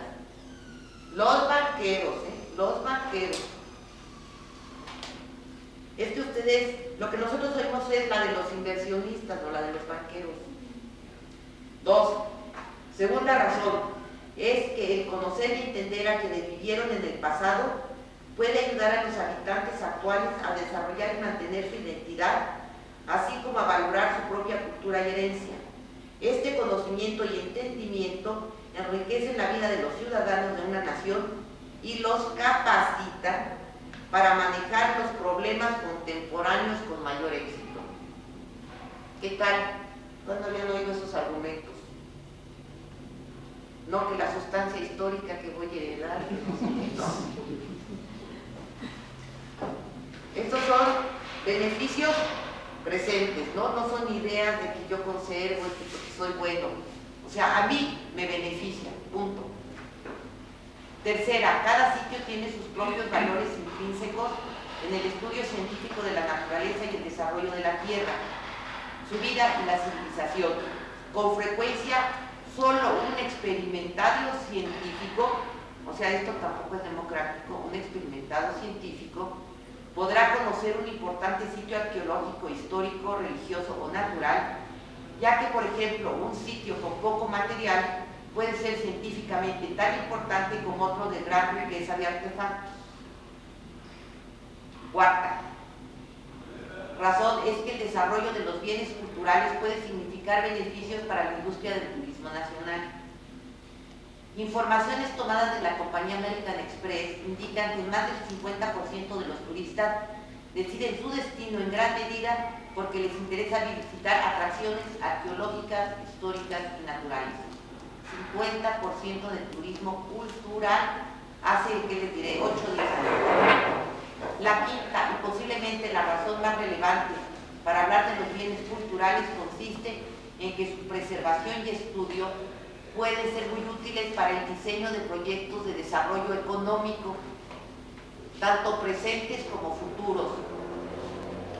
Por ejemplo, y da un ejemplo, los resultados obtenidos por la UNESCO del estudio de 2000 años de viejas técnicas que permitieron las granjas de Libia florecer en tiempos de romanos ayudaron a establecer con éxito las granjas de parte de la tierra seca del norte de África en 1986. Aquí están las razones más actuales para conservar el patrimonio, ¿no? Ya no es un legado, una herencia, un testimonio, una bondad, un paladín de la cultura. Aquí está la verdadera utilidad. Doctora, en el artículo 4 dice que los edificios tienen un valor intrínseco. Es lo que yo defendía. Y ellos también lo dicen. ¿Sí? Usted me decía en la clase primera que no. No, qué bueno entonces por la clase, es que el valor intrínseco se los da, se lo está dando el banco, finalmente. Pero ellos no dicen que son ellos, nada más dicen, los edificios tienen un valor por sí. Sí, lo leí, sí. Yo no estoy de acuerdo. Yo no estoy de acuerdo porque ellos le dan, es más, ellos están marcando los valores, ¿no? O sea, por ejemplo, la pirámide de Chichén Itzá tiene un valor por sí, no es que se lo demos nosotros. No, tiene características. Tiene características. O sea, los objetos sí tienen características propias y esas características son las que valora un sujeto en un momento determinado. Sí tiene características propias, desde luego. Es una pirámide de piedra, etcétera, etcétera, construida en tal siglo. El Coliseo Romano. Pero eso no te dice Acrópolis. nada. O sea, Coliseo Romano, Acrópolis, ya tiene un valor por sí, ¿no? No tiene características. ¿Cuál es el valor per se? Si a mí no me interesa la historia, ¿cuál sería? Mañana decidimos que vamos a destruir todo el patrimonio. ¿Qué valor tiene la pirámide? ¿Qué valor tiene? Sí, por sí misma. Pues entonces a lo mejor se usa en términos económicos. ¿Sí?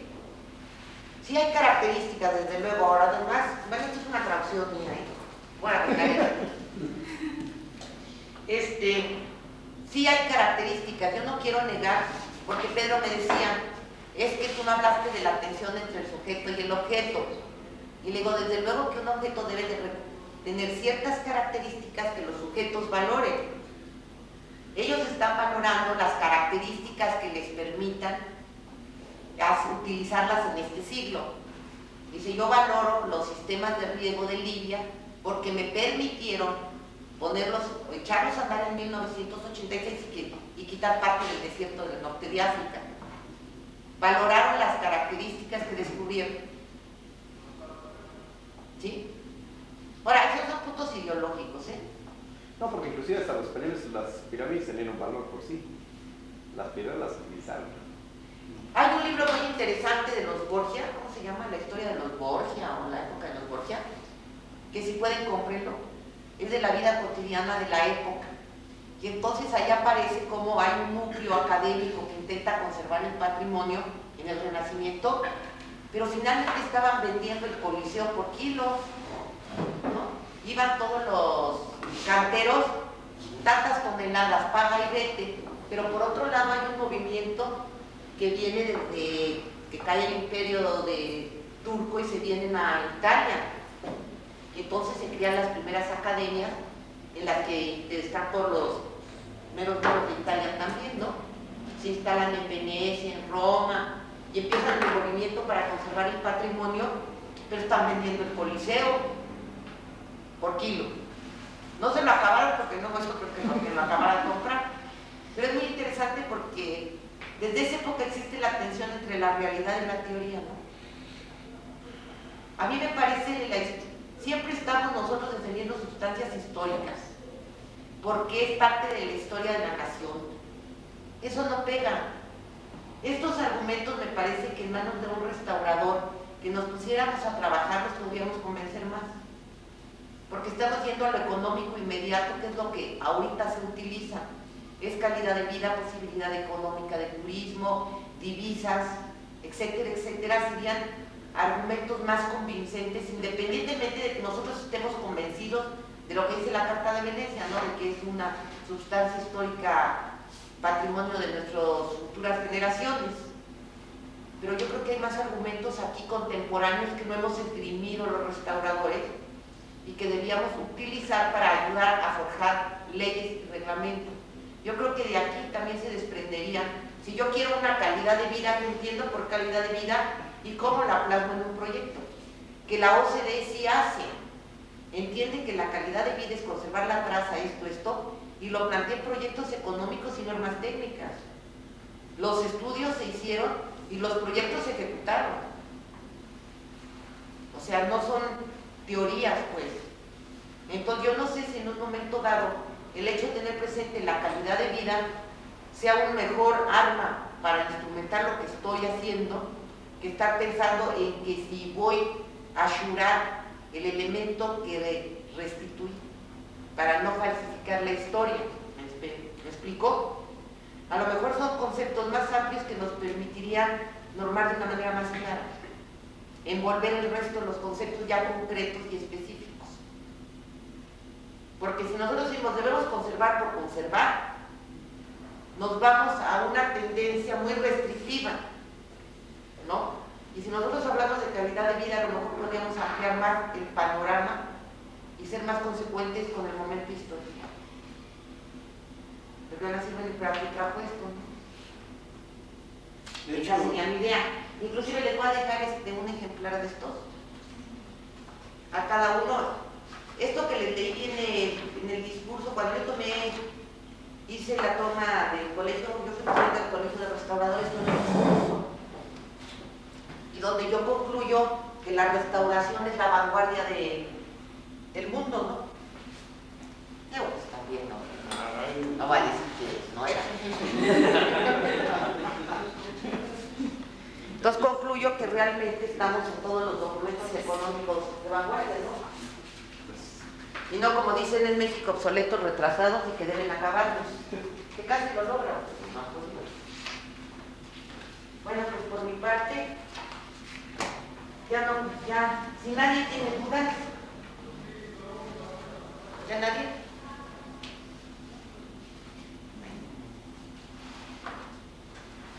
A esto nada más me gustaría agregar que hay antecedentes importantes de una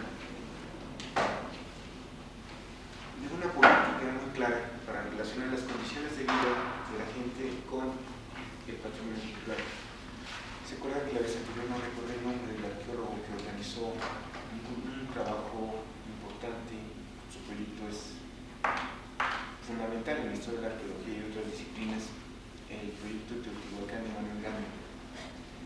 Cuando Manuel Gamio plantea el trabajo interdisciplinario como la fórmula de aproximarse a los objetos del pasado, tiene clarísimo la idea de promover entre la comunidad no el patrimonio ni estas ideas simbólicas del pasado y nada más, no.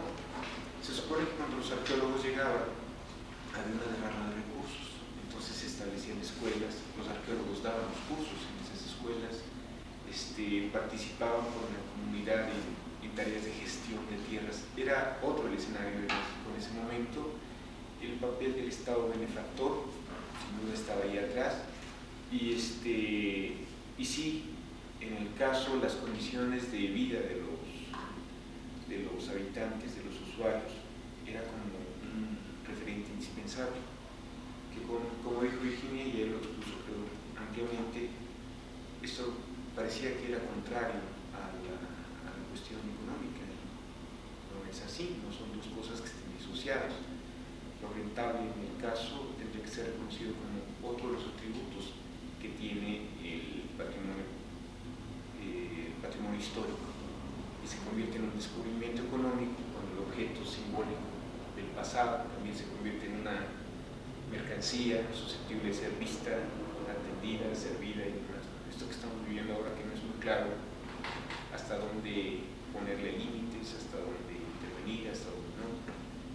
Abrir zonas arqueológicas al vapor difícilmente va a ser una opción a este tipo de atractivos, a conservar valores. Creo que es justamente ahora cuando se requieren restauraciones de lo más precisas, de lo más puntuales, para que la autenticidad, la cientificidad, la interdisciplina y todas estas cosas de las que hemos hablado hasta ahora, pues ojalá pudieran estar presentes en este tipo de objetos, porque es ahí donde se necesitan para mantenerlos tal cual. Entonces, por eso tampoco puede ser cualquier tipo de intervención, etc. A mí me gustaría cerrar esa parte ahí y abrir la otra. Los textos que leyeron ayer, me gustaría que estableciéramos ya una dinámica diferente. Ahora ustedes llevan la voz cantante. Leyeron los textos a Oquiaga y lo que escribimos Virginia y yo.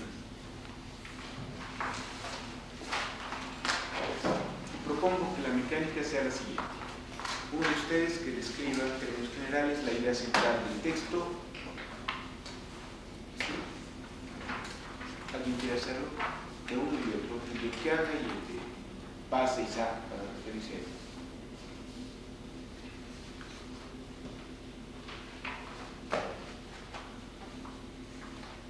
Nada más uno. En el caso de Juan Urquiaga se centra mucho en la concientización, en crear la sensibilidad en las gentes y los sujetos para poder salvaguardar, conservar su patrimonio. Hablar sobre, se centra más en eso, ¿no? La idea general de él, y dar algunos ejemplos de ellos, de México. Y en Pasco, por ejemplo, de cómo puede llegar a igual hablas en términos de abaratar, puede llegar a abaratar la arquitectura, el simple hecho de mantenerla como tal. Y finalmente también maneja más que otra cosa los términos de conservación de este patrimonio histórico, pero se centra en eso de la sensibilidad, de la concientización, hacer que los pueblos, por hacerles ver de lo que tienen, es conservar lo que saqué de Juan Urquiaga. En el otro documento, ¿cuál consideran que es la tesis central? Yo lo que entendí es que ahorita, como hasta el momento se ha llevado la restauración, es por etapas pequeñas de funcionarios que llegan al gobierno, que tal vez quieran quedar bien porque hicieron tal o cual restauración, pero no hay un programa. Habla aquí de un programa de 50 años de restauración, o sea, no es integral, sino nada más por pedacitos y según lo que yo quiero quedar dentro de la historia.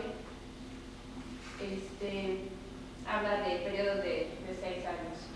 Y bueno, lo positivo es que hablan de armar estos programas por largos tiempos de restauración y darle un uso económico a las restauraciones para que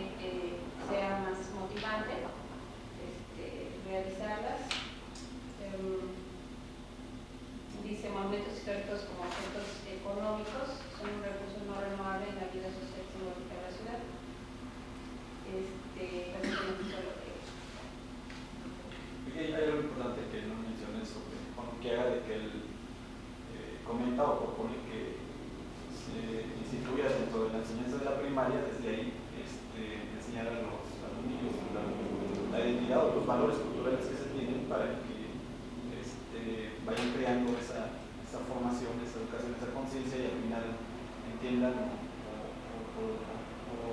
entiendan la identidad propia que se tiene de sus valores culturales y como consecuencia trae la conservación del patrimonio. Miguel, hablando de paz,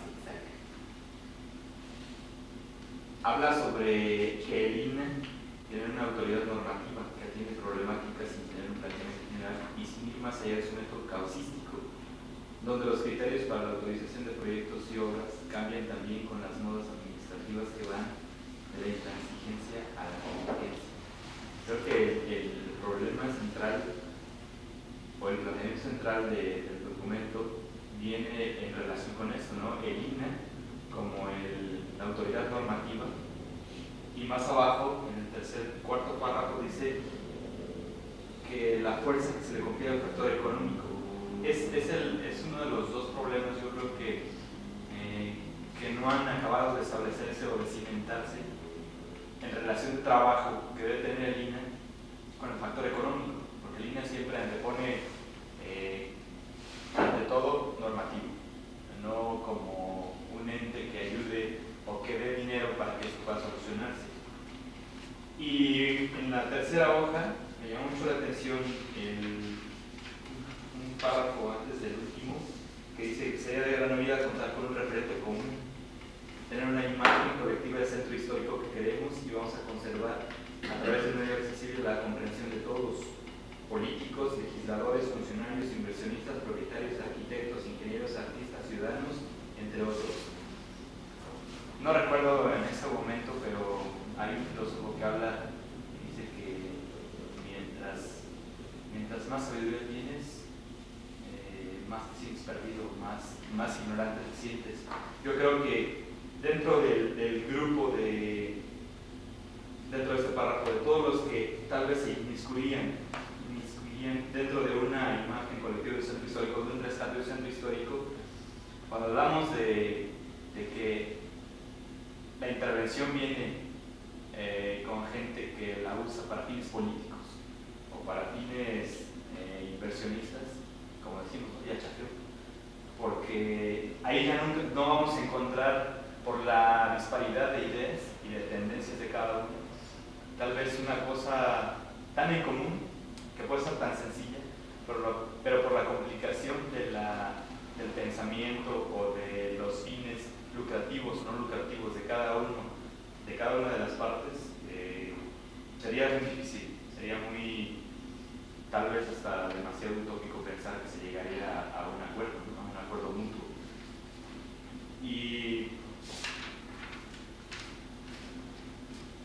en la siguiente hoja, en la 4, donde dice: esta emulación debe ser el resultado de un programa legítimo, sustentada en el estudio multidisciplinario de la realidad del centro histórico y sostenido por el consenso social. Yo creo que la base de todo es el consenso social, pero debería haber un mecanismo, no para que el consenso social, lo que sería el pueblo, diera o emitiera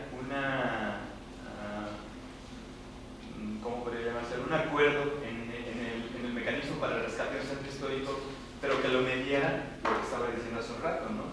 Toda la gente políticos, legisladores, funcionarios, porque ya viene el choque en ideales, el choque en lo que decían también de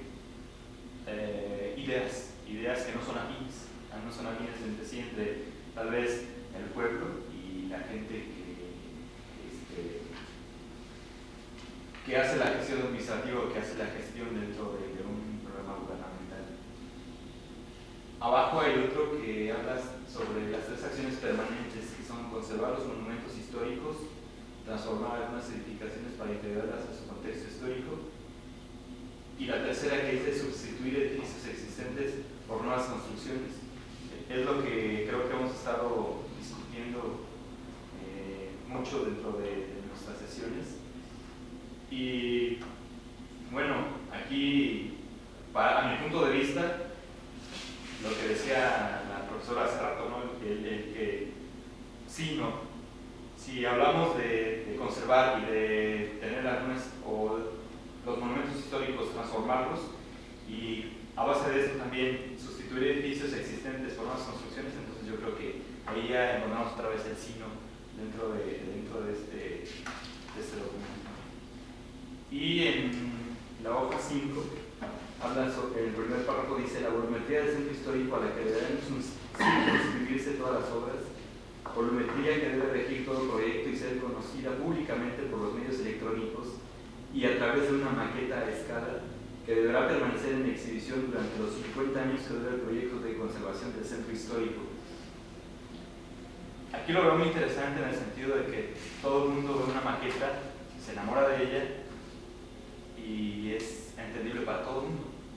Pero independientemente de tener una maqueta, yo creo que tal vez alrededor o en, no sé, en la base de la maqueta se pusiera específicamente el reglamento o el acuerdo de reglamento al que se llegó, porque las instancias, como dice en este documento, cambian cada 6 o cada 3 años.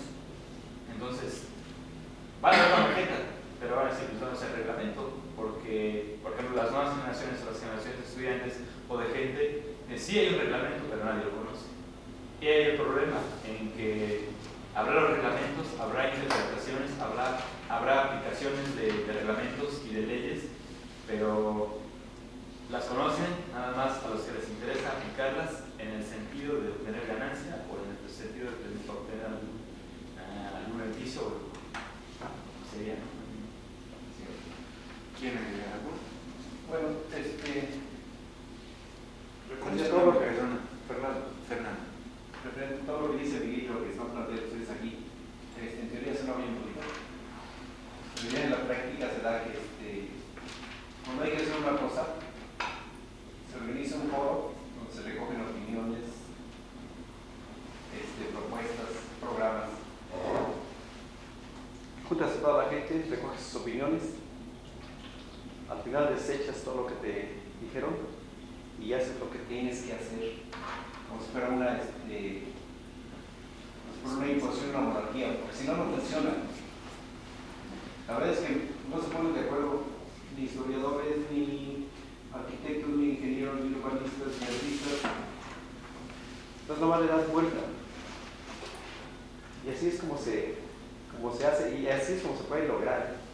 Pero ahí viene el problema en que haces lo que tienes que hacer.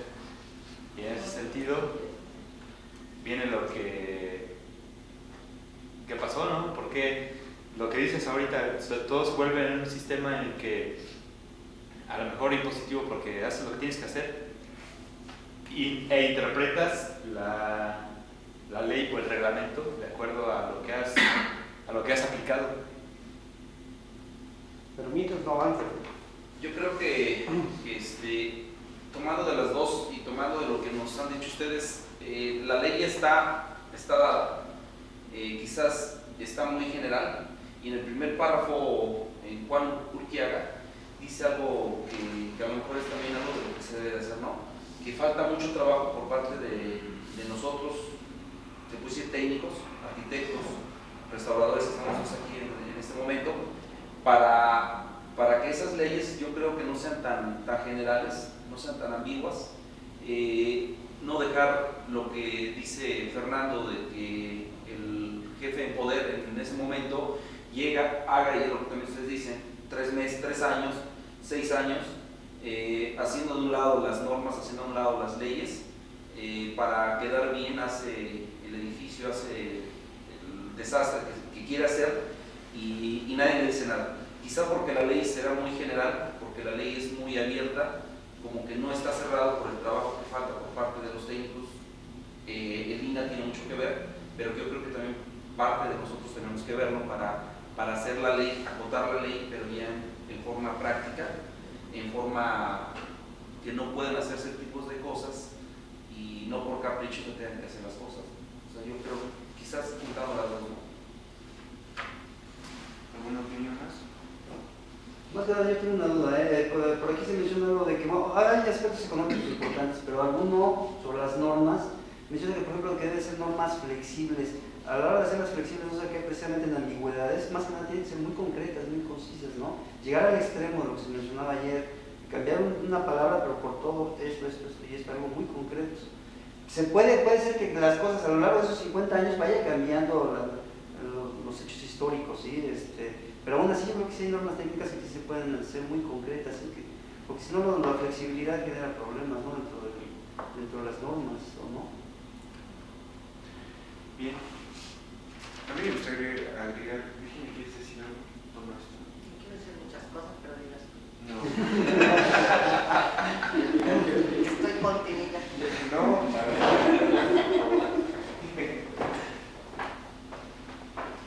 El planteamiento que nosotros hacemos en términos generales es que o se aterriza, una cosa es una norma y otra es un reglamento.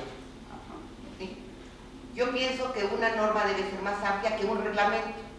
Yo quiero decirles que hay una ciudad en Italia, yo no sé si toda Italia es así, donde se hizo el proyecto de la ciudad. Entonces cuando alguien va a arreglar su casa, ya le dicen qué va a hacer. Es tan concreto que ya le dicen, tú puedes abrir aquí esta puerta porque ahí hay un vestigio de que había una puerta. Tú puedes hacer esto porque hay un vestigio. Y se hizo el proyecto de restauración de la ciudad entera.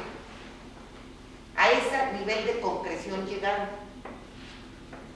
Ahora, la idea que nosotros planteamos es que debe haber un proyecto a 50 años. ¿Por qué?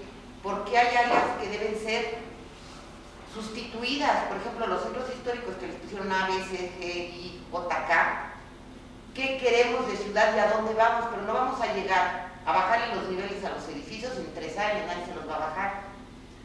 ¿Y dónde invierte el capital? ¿Dónde hay seguridad?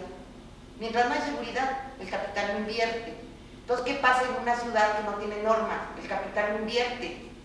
Yo les pregunto a ustedes, ¿qué pasaría si en la Ciudad de México mañana sale un reglamento concreto a 50 años? En 50 años usted no va a poder hacer más que esto en su edificio.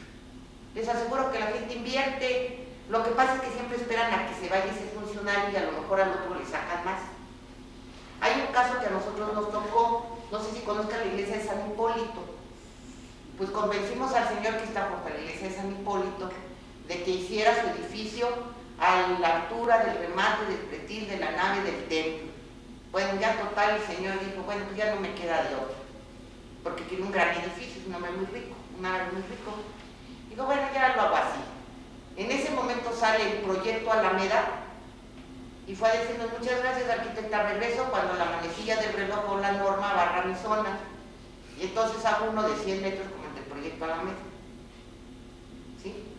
Como no hay seguridad a largo plazo, hay corrupción, discrecionalidad y falta de inversión. Yo creo que la única posibilidad es congelarlo claramente y que los inversionistas sepan que en 50 años no tienen salida dentro de ese marco.